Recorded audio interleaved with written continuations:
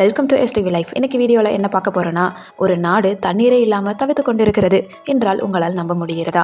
ஆமாம், நம்மளோட அண்டை நாடான பாகிஸ்தான் இன்னைக்கு மிக மோசமான தண்ணீர் பஞ்சத்தில் சிக்கி தவிக்குது. விவசாயம் பொய்த்து போய் குடிக்க கூட தண்ணி இல்லாமல் மக்கள் தவிக்கிறாங்க.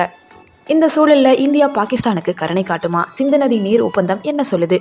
விரிவாக பார்க்கலாம் வாங்க. பாகிஸ்தான் ஒரு விவசாய நாடு. ஆனால் அங்கே நிலத்தடி நீர்மட்டம் வேகமாக குறைஞ்சிக்கிட்டே வருது. பல இடங்களில் பாலைவனம் மாதிரி நிலம் விரிசல் விட்டு போயிருச்சு.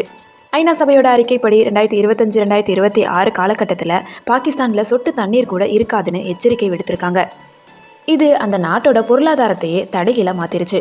பாகிஸ்தானுக்கு ஓடுற முக்கியமான ஆறுகள் எல்லாம் இந்தியாவை கடந்து தான் போகணும். 1960 போடப்பட்ட சிந்து நதி நீர் ஒப்பந்தப்படி இந்தியா அந்த நதி நீரை பாகிஸ்தானுக்கு தடையெல்லாம் கொடுத்து வருது. ஆனால் சமீப காலமாக பாகிஸ்தான் இந்தியா மேலே சில புகார்களை கிளப்பிட்டு வராங்க. இதனால் இந்தியாவுக்கும் பாகிஸ்தானுக்கும் இடையில் இந்த தண்ணீர் விவகாரத்தில் ஒரு பெரிய விரிசல் விழுந்துருச்சு. இந்தியா எப்போதுமே மனிதாபிமான அடிப்படையில் உதவி செய்ய தயங்கினது கிடையாது. ஆனால் பாகிஸ்தான் எல்லை தாண்டிய பயங்கரவாதத்தை நிறுத்தணுங்கிறது இந்தியாவோட முக்கியமான கோரிக்கை.